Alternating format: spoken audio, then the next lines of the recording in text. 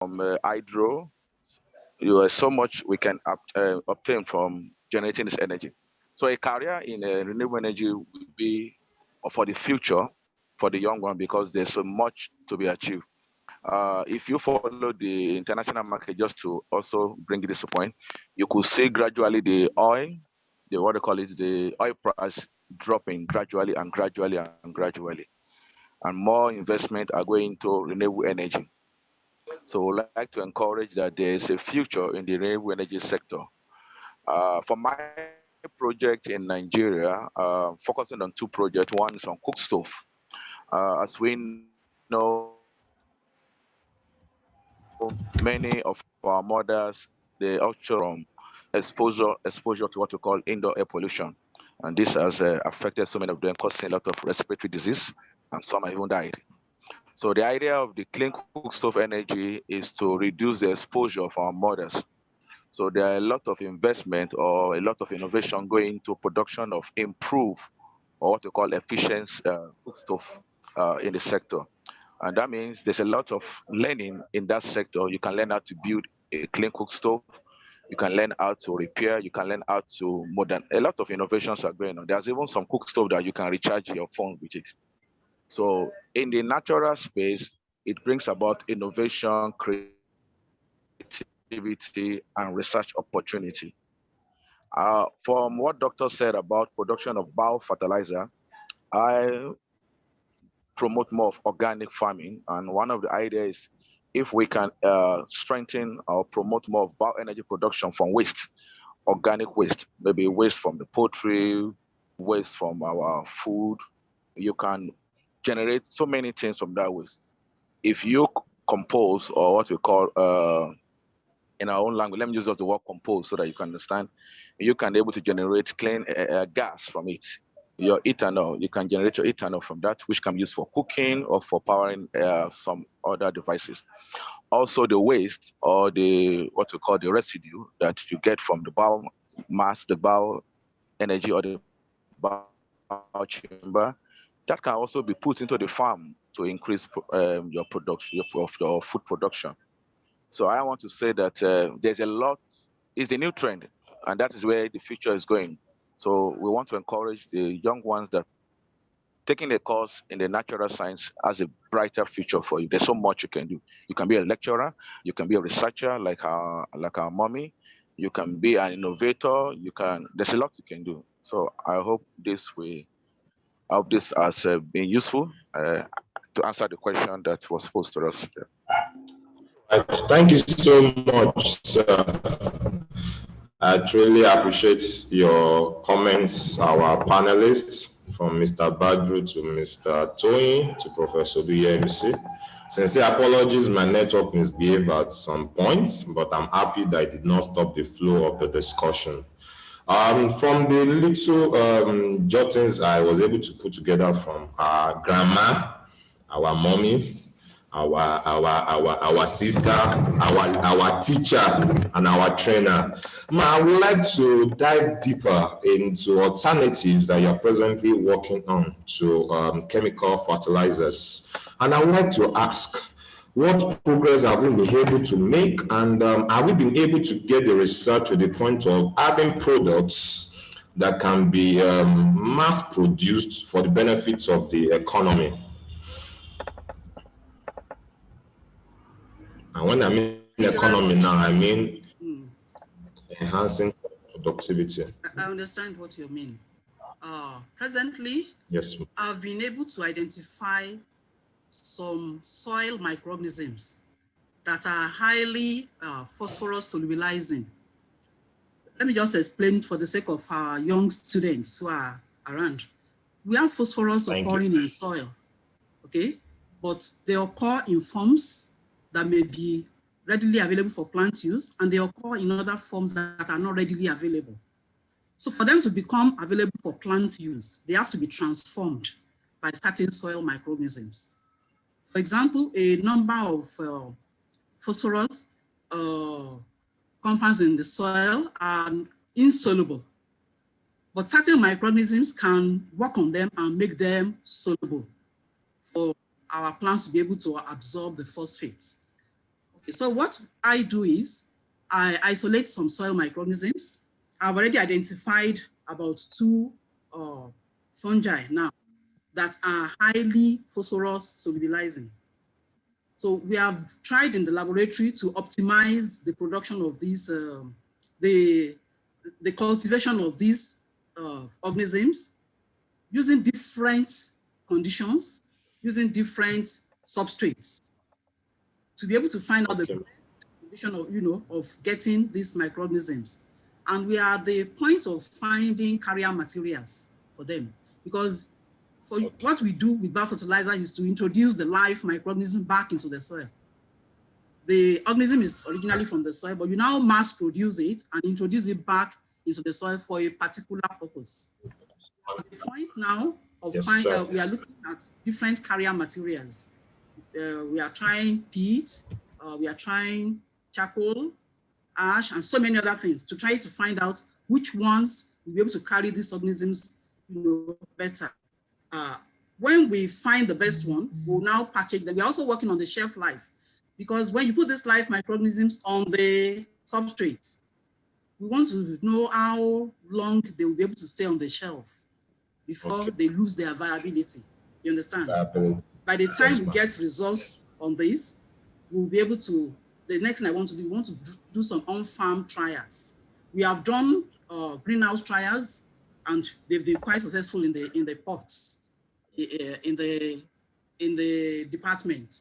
But then for us to make any definite pronouncements, we want to try this on-farm, and then we'll mass produce, and I think we can begin to now introduce them to farmers around us at that point. So biofertilizers. All right. Members of my team are also working on biocontrol agents, those ones that we can use to control pests instead of using chemicals. So we are also at the point of those that have high capacity and optimizing their potential. Thank you. Okay. Thank you so much, Ma, for that input. It's truly appreciated. So quickly, I want to come to you, Mr. Toyin, and I would like to ask, since your field is more of a natural science, even though in the agricultural sector, what are the different routes? When I mean routes now, I mean different routes post-secondary school level to getting into your profession, so that a child out there or a student out there about making a decision to make a foray into your field would not be confused and will have a clear chart to follow. So to break it down, be very clear, what I'm simply saying is, for a student who's about to make a decision to go into your field, sir, your profession, what would be your chart? That you do this, after this, you do this, for secondary school, you do this. I know number one route is JAMB, going to university. But even with that, what course is the person expected to actually major into, so that you have a clear chart? That's one. So if you're not going through the university channel, which other routes are available to still getting into your profession and being a success there, sir? Okay, thank you so much for the question. And say I'll make it clear. For students who want to venture into science, I said you need to take courses science. Apart from English, we're talking about biology, chemistry, geography, agriculture, and these are very important courses in the natural science. Nowadays, we took economics, so not too sure what it's like. Economics is a course, and so understanding the business of what you're going to study. As you said, even after you've taken your exam before taking to school, because the systems are different. I get used with them most. I know you jam, post in those you jam in your school. Who has that time space before entering into the opportunity to Is it from You are seriously breaking so that there's clarity in the recording. Is it from my end? I just want to be sure with every other person. Can we hear him better than himself? Am I okay, Kami? Yeah. No, it's breaking. Is it better Okay, now? so sir, Is it better now? I think so, sir. So you may need to run the course again, sir, what you have discussed. Quickly, I said for a student, need to consider taking courses in the natural science. In addition, in chemistry, biology, physics, agric, geography, including economics. You're doing so, not getting your work.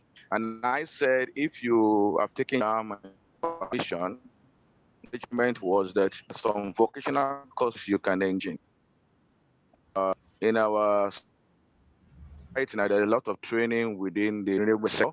Learn about solar design, installation, battery management. That's a vocational program.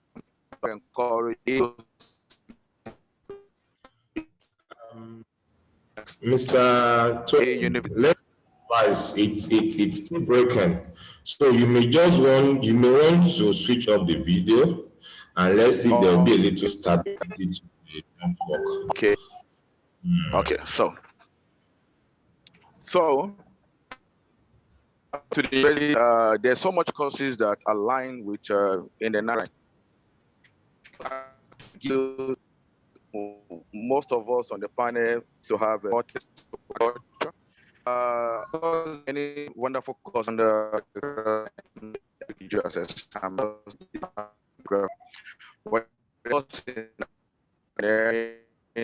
management, cultural management, and the rest. In the United sector, the challenge now is that I'm not sure about BC for renewable energy. I think you end it in any one. I'm not sure. So far. Mr. Toyin, we are still having the same issues, sir. So I'm suggesting that you may want to switch off the video and let's see if the should be clear. It's still on air, sir. It's off now. So you may want to take it again. Let's be clear because we need to learn and we need to be clear at this stage. So can you hear me now? Is it better now? I think it is from my hand, sir. Okay. So coming to the university courses you can take, I said from the agri angle, I'm saying that since we all speak more of agriculture, there are a lot of courses under agricultural science. You can do agri engineering, which help you to focus on some engineering issues in respect to renewable energy. No, sorry, sir. Hello, sir. Let's be a bit clear. It's not only about agriculture. That's why we also have. I know. I'm just saying. So I'm just giving an example. Yeah. Serious to agriculture alone. That's why I caught him. No problem. So you can take courses in agriculture. That can also help you. You can take courses in geography. If you take a course, BSc Geography, depending on the university, you are also given the opportunity to learn some things about soil, things about ecosystem, and things about the natural resources. If you take courses in BSc Environmental Science, of course, that will give you a broader view of learning some aspects of renewable energy and some aspects of environmental management. If you take courses in engineering, electrical engineering, of course, you are very, very useful in the solar industry because, of course, you have to do with a lot of electric issues or electronic issues. If you take a course in bioengineering, I guess there's some courses in bioengineering, that also is important because you will learn more about bioenergy production. You learn about a lot of engineering issues that have to do with waste management. If you take a course in mechanical engineering, of course, there's so much you can learn there. You can also be useful in the renewable energy sector in terms of the wind energy, the geothermal, and the rest. So by and large, if you want to function well in the natural science, the foundation is that you take some natural, some science courses. Your jam should be science focused. Why at university, I will encourage you also to go into to find opportunity to learn some practical lessons or vocational opportunities. Because one thing is that coming out of university does not give you a totality of the knowledge you will need. I believe, like Professor, I agree with me, the curriculum need to be reviewed. The drive to the new energy, the drive to clean energy production is something a bit still, I'll call it a new in the university. Not that I mean new means that the courses are yet to be refined to able to empower the student to engage in the future clean energy industry. So I will encourage that look for courses that are engineering driven, agriculture, geography, environment. Even if you studied microbiology, like Prof, you can be much relevant in the bioenergy industry. So that will be my contribution for now. I hope I answered some of the question. Yeah. Thank you so much, sir. I believe we can hear me from my end because mine has been misbehaving for a while too. Okay, so that we don't delay ourselves further, I would like to take it further with Mr. Badru at this point. Sir, you are an extension worker by and large and in the broiler sector. What soft skill do you think has helped, and what soft skill do you think will help any prospective students who will be interested in making an adventure into your own sector?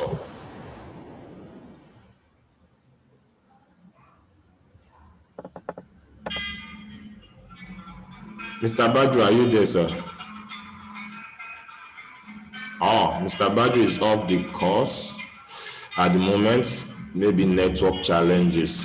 Okay, so I will bring the question back to him when he comes back. So, Prof, I would like to come to you at this point. Thank God you are into training, education of both undergraduate and postgraduates. And I would like to ask, apologies, from a data perspective this time around. Maybe in the last 5, maybe in the last 10 years that you have been churning out graduates, I would like to know at this point, what are the typical challenges that you have seen your graduates encounter in their profession? And how do you think, I know you are constantly working on improving things, making things better. And how do you think such graduates can make headway in their chosen field, just like yours, that they are into, even in the larger space of the society? Thank you very much for that question.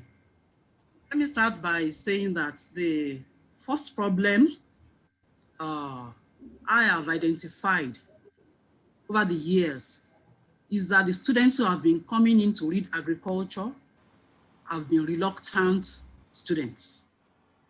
They actually didn't come into the university to read agriculture. They wanted either medicine, pharmacy, or something else. And when they were unable to get those courses, they take agriculture as an option. And you know, of course, that would have an effect on their performance, even in the university.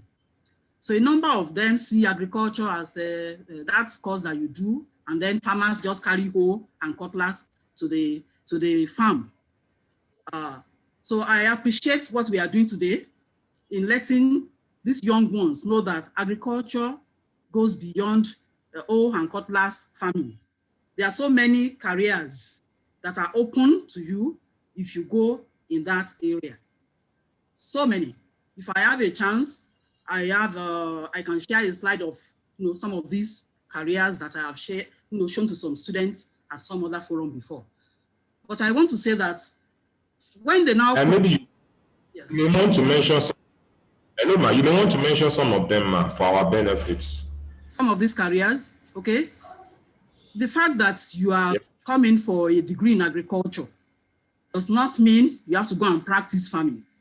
You may decide to take a postgraduate diploma after your agri degree, maybe in journalism, and become an agri journalist. You may take a PGD in education and begin to teach agriculture, you may take a course in agribusiness at the postgraduate level. You may vie into marketing, because you may become a consultant. A number of our graduates are in the banking system. They find themselves after the first degree, they just go off and you meet them as bank managers. A number of them are in so many other, they are in farms as managers. So many of them have developed management skills along the line. There are so many other areas that you can go to, not necessarily producing tomato and pepper. But even that one, a number of people can go into mechanized farming and make big money. You can go ahead and do big livestock stuff and make big money too. There are so many areas of agriculture. We have people going into fish farming, snail farming. You have people, extension workers.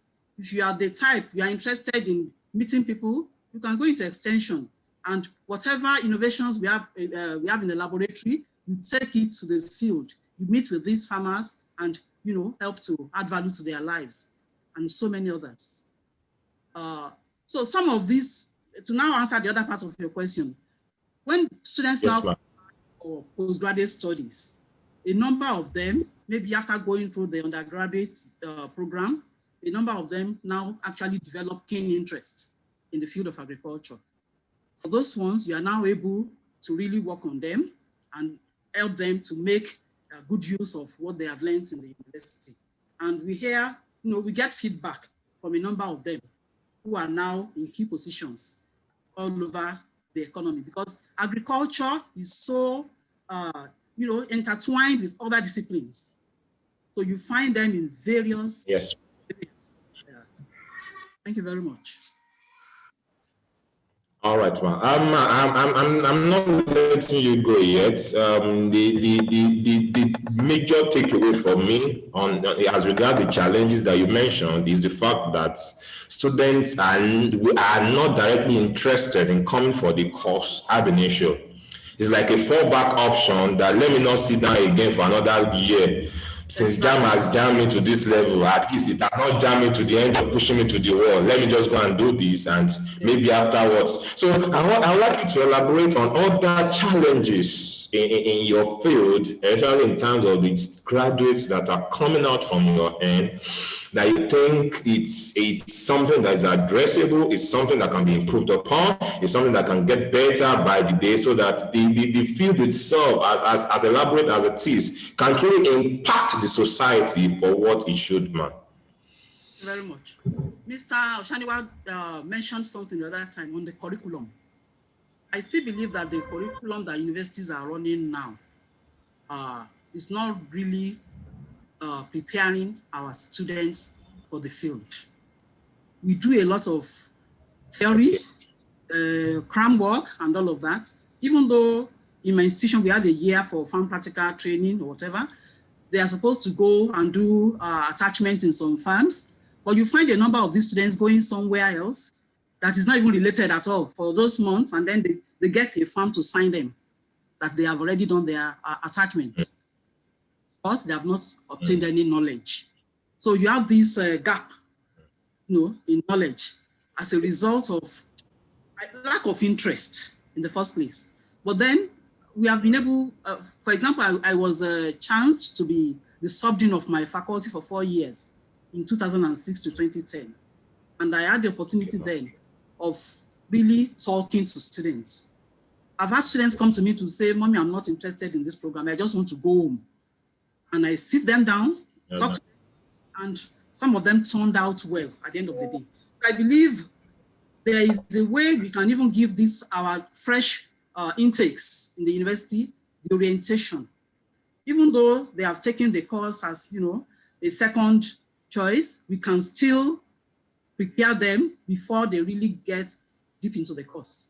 If only the curriculum would take care of that, make a place for orientation, proper orientation, make a way for even career talks at that level. People still need to be, made to know that The fact that you have found yourself in the Department of Agronomy does not mean you will carry hoe and cutlass all your life. I believe there are certain things that, practical aspects that need to be, inculcated into our curriculum that will help our graduates to be able to, do better out there. Agriculture has gone beyond just the manual things we are doing now. There is what we call smart agriculture now. People depend on a lot of technology. We need to introduce our students to the technological innovations that can be used out there to make farming a more interesting thing and a more productive thing. There are various technologies that are being used now that can, help you generate data, that can help you to monitor your crops on the field, your livestock, and so on. Thank you. All right, man. Thank you so much, man.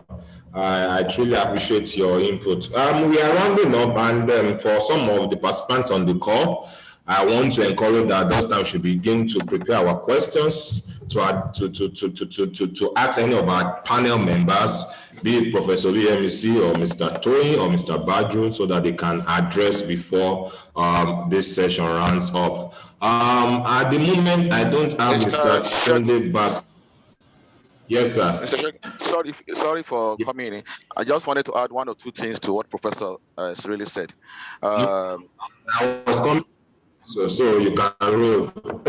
Okay, so just as Mommy have said, that's the reality on ground. If I were advise students personally, agriculture is the future. There's a lot you can do. But to add to that, any student who is in school, now that we have the challenges of the curriculum or what you might be facing in the institution, is a natural science student must have an open mind. And I told you I studied applied biology. It was because of my open mind I dabbled into renewable energy. And because I was looking at how can I be a partaker in this new energy or this new future we have. So a natural science student, please, you must have an open mind. Read across. Be open to issues. Listen to what is going on.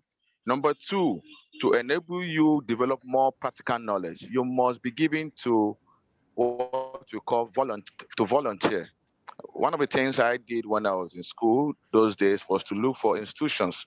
I work in the NGO space or development space. Look for opportunity to volunteer.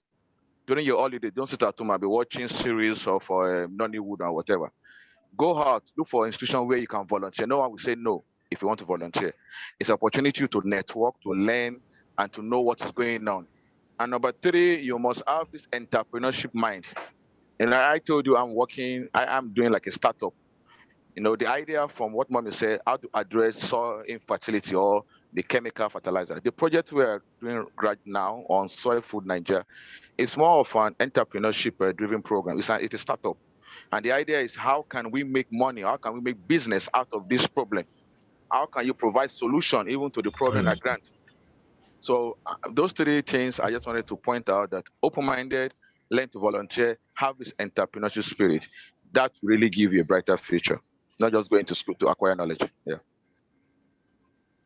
Thank you so much, sir, for that input. Be open to knowledge, have an entrepreneurial spirit, and know what is happening around you. Be willing to support, be willing to help. That goes a long way in connecting us to people around us. Thank you so much, sir, for that takeaway. I'm still with you, Mr. Toyin.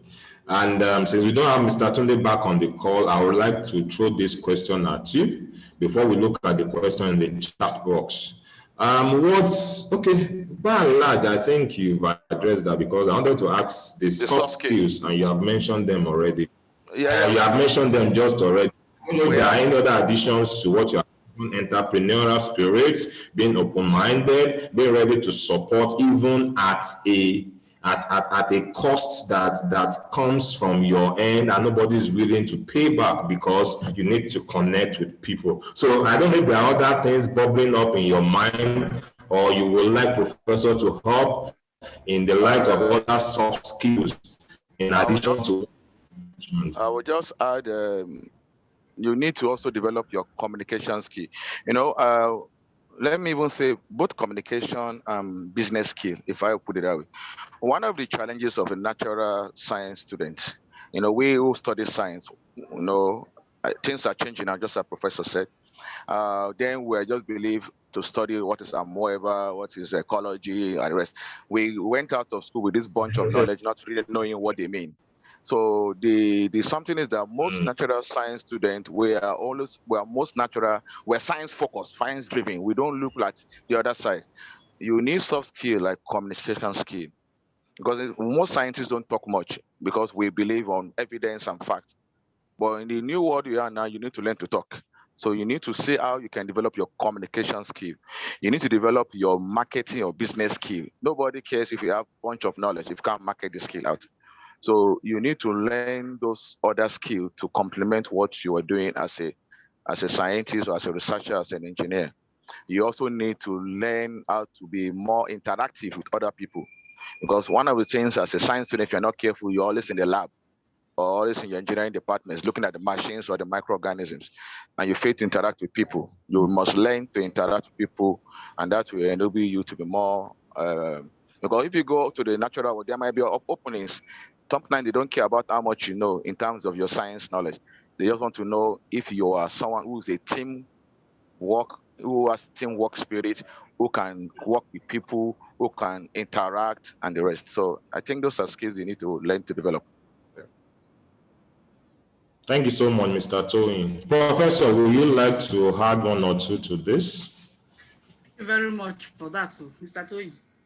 Let me just say that you already mentioned communication skills. Very, very important. It's one thing for you to be a research scientist and you have findings. You must be able to communicate this to the outside world, either written or even oral communication at conferences and so on. And IT skills must be developed. There is nothing you can do in this modern day without having the computer of the knowledge of computer and other things. Your IT skills must be sharpened. Right. And then I would say business skills, like you mentioned. Things like marketing. You can take marketing as a course, vocational course, even at the secondary school level, to help you. By the time you have your degree, you are already skilled, in marketing. Then there should be a test for knowledge. If you have a test for knowledge, there are so many things you can learn on the internet today that you don't even have to go to any classroom for. You can learn many things online. But if you don't have that test, you won't even search for information. I want to say that agriculture is key in that this is what provides food on the table. Every aspect of agriculture, yes. Testing, production, and so on. And so whoever keys into it, you don't have to start looking for jobs. You will even become someone who is an employer of labor. You go into this area. Thank you. Thank you so much, ma. So you have added to it IT skills. You further corroborated the fact that communication skills must be enhanced. And you mentioned business skills too, like taking an adventure into marketing, maybe a short-term course and the likes. So I think by and large, that addresses the question that will be going to Mr. Toyin, but you may want to add one or two other to it. One of our participants on the call, Elizabeth Jego, I hope I pronounced that well, is asking Mr. Toyin that without going through the university setup, what other professional courses can one take to be on the renewable energy field? Okay, thank you so much, Elizabeth. I must say I salute your courage to ask that question. And if I am opportune to meet you one-on-one, I really want to encourage you. Please go for any opportunity in the renewable energy sector. And you're a lady, so you have a much brighter future than even the men, because there's a lot of opportunity promoting ladies. What? I mean, no, I would disadvantage she now as men. Just that's the reality of the world we are. So men are not disadvantaged. So you've had your time so much. We're giving our women now more opportunities. So trying to find balance. So we are fighting for the women now. So that area comes under STEM. So the question is, what course can I take if I'm not pursuing to do that in the university? As we have said before, I'm not even sure any university in Nigeria so far offer BSc in renewable energy. I doubt it. I'm not sure. So what can you do? I didn't start as a renewable energy expert. As I told you, I studied applied biology in school. Then there was no thing like renewable energy. As far back as 2000, 2002. It was still new. So because of what Professor said, the quest for knowledge, my idea was learning more about bioenergy. All we have learned about fermentation, decomposition, those were the energy that was driving me. And I started coming across how can you generate energy from waste, your organic waste. And the opportunity came when I saw a short course in Germany, and it was talking about, now look at, let me just tell you the story. The course was talking about renewable energy training for junior manager or whatever. Remember, and they say what is an engineer. I am not an engineer, and so I do not qualify even to be in that course. But because I work in the NGO sector, my argument was that if you want to promote renewable energy in Nigeria, you will need someone to train and to teach people. So I came from the angle of renewable energy education. You see, I am not an engineer, but I came. Also, I am trained as a teacher. I have NC. So I said, no, education is key in promoting renewable energy. Why don't you train me as a renewable energy junior manager, and I can go back home and educate people about renewable energy? And I was given an opportunity, and that was the entry point for me to learn more about renewable energy sector. So you see, there are a lot of workshops and seminars and short courses all around us talking about renewable energy. There's one in Lagos State here, along that, if you are going to that Ibadan Expressway, around Ibafo or whatever. It's called Asteven, if I'm correct. Asteven train young ones about renewable energy programs, be it solar, be it wind, be it, and so they provide those short courses. You can take advantage. Another one is that there's what we call renewable energy financing. If you study economics, business, you can also take a course about renewable energy financing. You see, that financial knowledge bring you into that sector. If you study mass comm, just as Mommy said, you can become an renewable energy communicator. You can, or educator or communicator. You can bring the aspect of journalism, letting people to know the trend, the transition of we moving from dirty energy to clean energy. So the point is, look for that entering point. What are those available courses, short courses, workshop, seminar that you can engage and start being a player in that field? So there's no one point of entry, there are multiple points of entry, especially for you as a young lady. I hope I have been able to answer the question. Yeah. Thank you so much, sir. I sincerely appreciate your inputs, even though my network misbehaved at some points. So I don't know if you have other questions from our participants presently on the call. This is an opportunity for you to put forward your questions.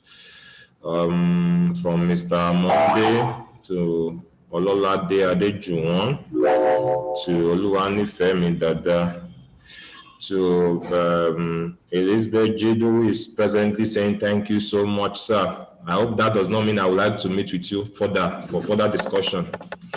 Anyway, that is allowed. So the facilitator will always connect. And then so do we have any other question at this point, or should we be putting a wrap to it?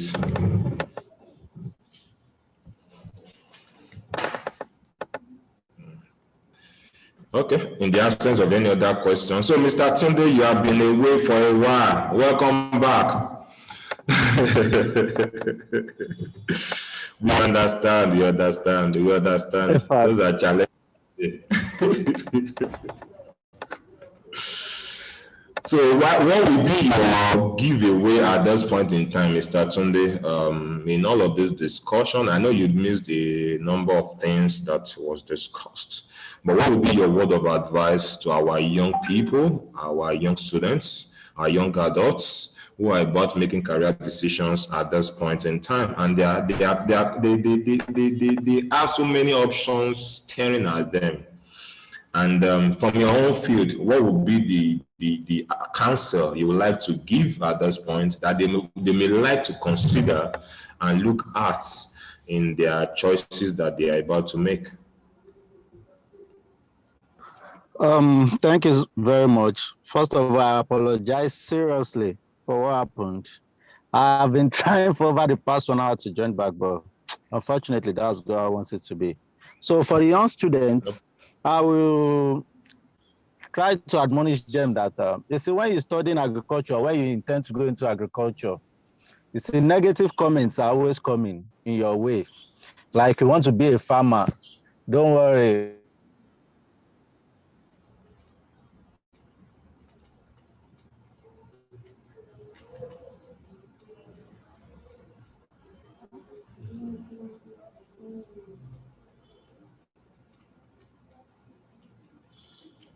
Mr. Tunde, are you still there? Yeah, I'm there. Okay.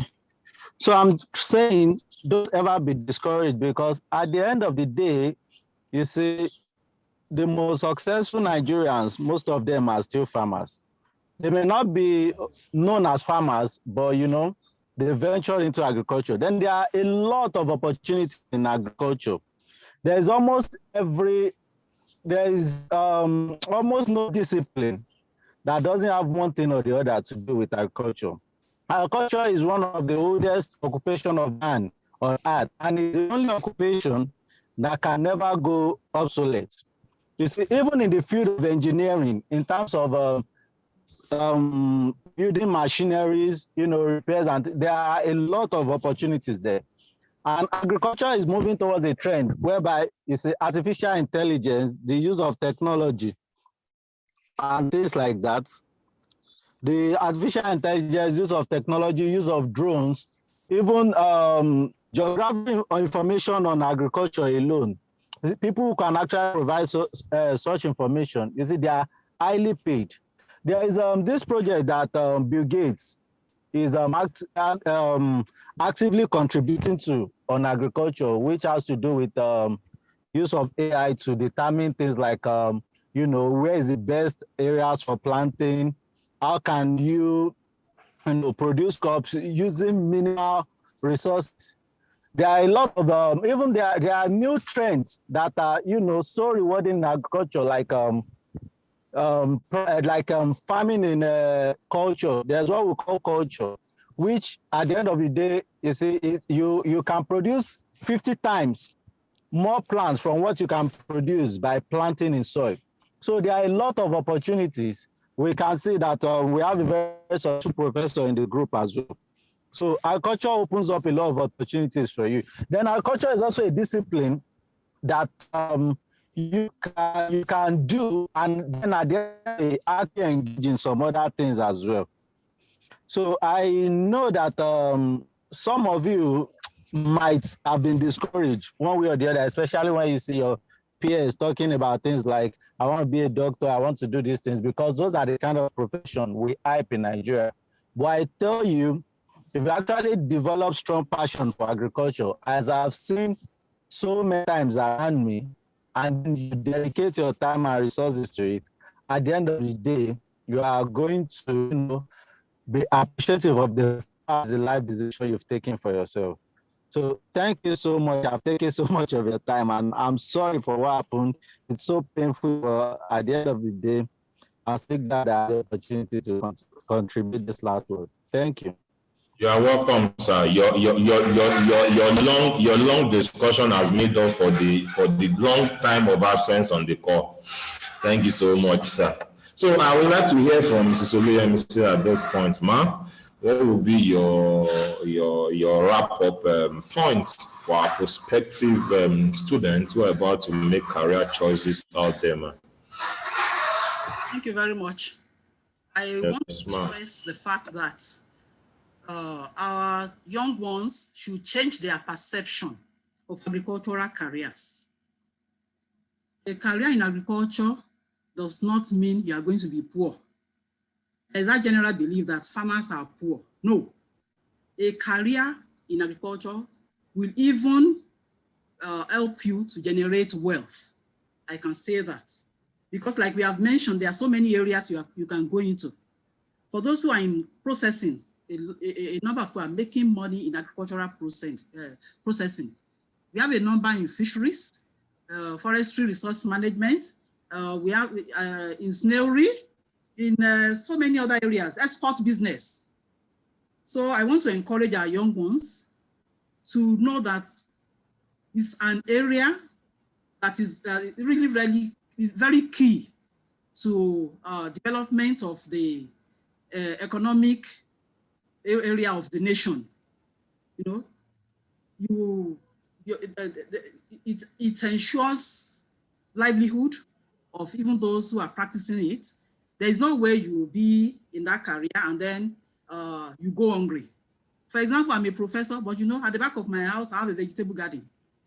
My Badru, wow. My the ugu, I just go there from time to time and I pick. I have pepper and all of this at the back of the house. I have my snails. So these are just fringe benefits of, you know, being in the agricultural arena. So, but I'm saying that beyond that, if you are focused and you take all this advice you have been given today, you can even be at a point where you make a lot of money and you be an employer of labor. That's it. With an agricultural career, thanks. Yes, you can actually, you know, be calling the shots. You employ people and you are just there making money. Thank you. Thank you so much, Ma, for that input. We sincerely appreciate. Mr. Toyin, we are coming to you for your wrap up on this discourse this morning. Thank you so much, the moderator, and thank you, Prof. Ma, for the word of encouragement. I don't want to say much about agric again, but please, Prof is saying the right thing, and I'll support it. But for the other courses under the natural science, just as Mr. Tunde said, I believe most of our young ones will be thinking of medicine, it's the medicine, engineering. Those are the only two courses that exist in Nigeria when you ask them. But there are thousands and thousands of courses. One of the beauty of the natural science courses is that it gives you a foundation to be indeed a researcher. It gives you a foundation to be an innovator. There are other courses like food and nutrition.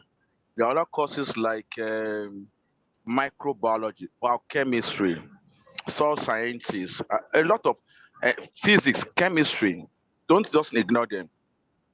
Every of those things they are like foundation to you, and they can give you opportunity to so much of diverse entry point into the society. If you find yourself for a venture jam, you know, Nigerian situation jam you into a course you don't want, maybe you want to study.